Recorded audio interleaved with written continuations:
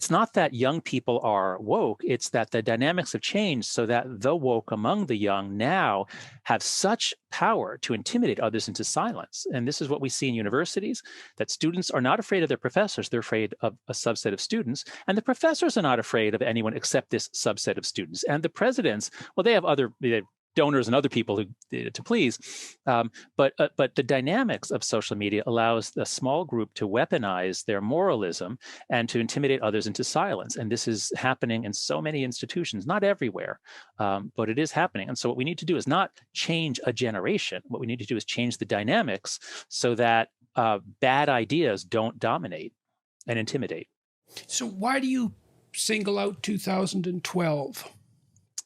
So 2009 is when Facebook added the like button and Twitter added the retweet button. And before then, social media was not particularly polarizing. People would put up a Friendster page or a MySpace page or a Facebook page with what they liked, and here's who I am, not polarizing at all. And then in 2009, you get the like button and then the retweet button, and then Twitter and Facebook copy each other very quickly. So now both platforms have both like and retweet. Now both platforms have huge amounts of information about engagement, and now they can algorithmicize all the feeds. And so as it's more engaging, this is the 2 or 3 years where, at least adolescents, I have data data from national surveys showing this is the 2 years when adolescents go from mostly not being on these platforms every day to now teen social life is mostly conducted on various platforms. So do you think are you characterizing that as a positive feedback loop, essentially? The like buttons with the algorithms? Yes, exactly. It's a feedback loop, and it's also the most powerful, not Pavlovian, it's just behaviorist conditioning mechanism ever. Thank you. Thanks, Steve. Operant, yes. I haven't taught Psych 101 in 10 years. But, if you think about it, many people have seen that video of B.F. Skinner training a pigeon to turn in a circle by just reinforcing slightly more counterclockwise behaviors in the video. And if you think about it, as soon as someone gets on social media and they post something, now people are giving them little reinforcements. And it's within seconds. I mean, you post something and then sometimes you check within a minute, what did people think about it? And so we have, so this is why, these are ideas that I developed with Tobias Rose Stockwell. We had an article in The Atlantic on why why democracy is going haywire or something like that. The positive feedback loop idea is really interesting too, because a lot of psychopathologies are positive feedback loops. So if you get depressed and you start isolating yourself because you're depressed, you get more depressed. If you drink alcohol and go into withdrawal and then drink to cure that, you become alcoholic. If you are agoraphobic and you avoid, you get more afraid. Like a lot of psychopathological processes are positive feedback loops. And so the combination of the algorithm with the we don't know what these technologies are doing to us. We don't have a clue. We have no sense whatsoever. Well, we have some clues, and it's pretty much all bad. So yes, we get that feedback loop that now you can have the echo chambers and bubbles. If you're prone to extremist politics on either side, because based on what you like or what YouTube videos you watch, that sucks you down into more extreme ones and into a community. So the algorithms are doing two things. They're picking our friends because they say you should meet this person because people meet him. So the algorithms are making our friends different from what they used to be, and the algorithms are making what we watch and consume different. And in some ways that's good because it's things that we enjoy. But one of the problems for a liberal democracy, as the founding fathers knew, is factionalism.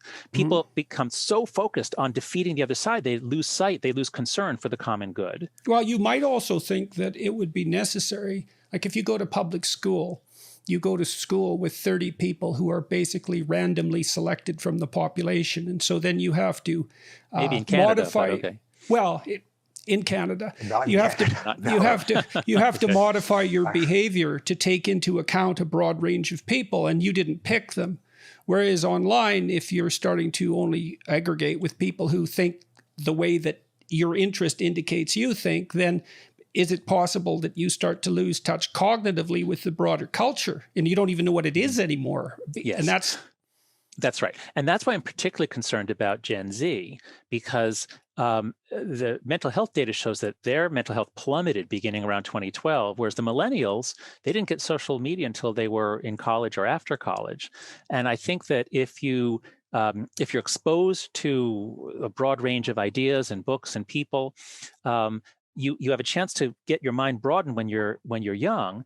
But if you think about the river of inputs coming into people's eyes and ears, when we were all growing up, we watched way too much television, but television was made by older people. It was made by people who were not children. And so we at least, from watching Bugs Bunny, you're at least exposed to opera and you're exposed to certain cultural themes and even have a sense of the 1940s, let's say. But once everyone got onto social media all the time, now the river of inputs, so much of it was created in the last week or two by people your age. And so there's just not much room for people in this post-war, in the after times, let's say, after the social media world, there's not much room for kids to learn anything about the 20th century or communism or Nazism or great literature. So much input is jammed up with trivia, ephemera, and to the extent that there's political content, it's not broadening your mind, it's turning you into the kind of factionalist that the founding fathers feared. So that's my most pessimistic take. That yes, Steve is right. We had incredible progress up until 2009, but in the world after 2012, I think our institutions, that the institutions of liberal democracy, are in such danger that it's quite possible that the future will not be like the past. I don't know what's going to happen, but I now see that as a possibility that I didn't see 5 years ago. And what do you see as the danger at the moment? So the danger, I think, is that a secular liberal democracy is a miraculous thing, but a fragile thing. And we briefly thought in the 1990s, with the fall of the Berlin Wall, that this was the end of history. Liberal democracy had won. Eventually, North Korea, Iran, well, everybody's going to be a liberal democracy. Once they get a little richer, they'll want that. But now it's clear that the founders were right that a diverse democracy, a democracy per se, is very difficult, very fragile, and as Madison said, as violent in their deaths as they are short-lived in their lives. And so the 20th century, we had all kinds of centripetal pressures, including especially World War II, binding us together. We had briefly a centripetal media system where we all got the same news. So we had the high point of professional journalism. It wasn't that way before the 1920s, and it isn't that way after 2012. So there was this period where the institutions that grounded us to truth, or rather gave us a process by which we could make progress towards truth and weed out terrible ideas, that, it turns out, was just a temporary thing. And I see it fading away. And this is, so Jonathan Rauch has a book coming out in a week or two called The Constitution of Knowledge. Steve is going to cover a lot of this in his book on rationality. So let me kick it over to Steve. Steve, what do you see? Do you see that things are changing in the last 10 years or so in ways that are a danger to a liberal democracy such as ours? Some of them are, although in the last 10 years,